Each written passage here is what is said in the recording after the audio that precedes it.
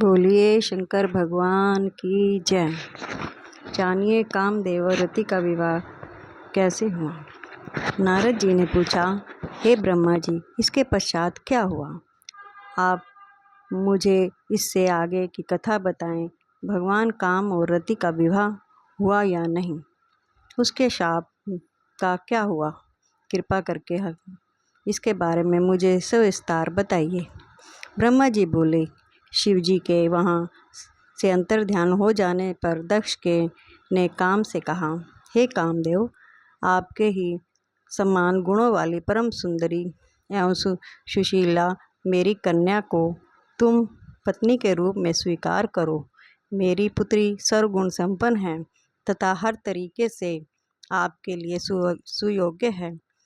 हे मातेश्वरी, तेजस्वी मनोभाव यह हमेशा तुम्हारे साथ रहेगी और तुम्हारी इच्छा अनुसार कार्य करेगी। यह कहकर दक्ष ने अपनी कन्या जो उसके पसीने से उत्पन्न हुई थी उसका नाम रति रख दिया। तत्पश्चात कामदेव और रति का विवाह 16 संपन्न हुआ। हे नारद, दक्ष की पुत्री रति बड़ी रमणीय और परम सुंदरी थी। उसका रूप लावण्य मुनियों को भी मोह लेने वाला था। रति से विवाह होने पर कामदेव अत्यंत प्रसन्न हुए। वे रति पर पूर्ण मोहित थे। उनके विवाह पर बहुत बड़ा उत्सव हुआ। प्रजापति दक्ष पुत्री के लिए सुयोग्य वर पाकर बहुत खुश थे। दक्ष कन्या देवी रति को कामदेव को पाकर धन्य हो गई थी। जिस प्रकार बादलों में बिजली शोभा पाती है, उसी प्रकार कामदेव के साथ रति शोभा पा रही थी।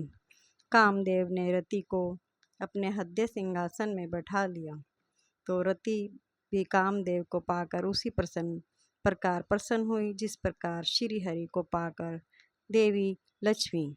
उस समय आनंद और खुशी से सराबोर कामदेव और रति भगवान शिव का शाप भूल गए।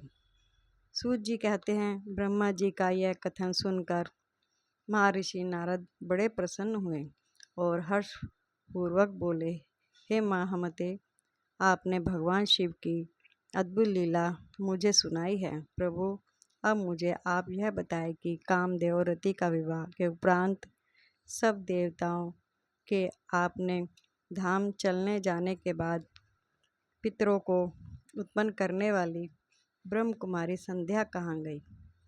बोलिए शंकर भगवान की जय।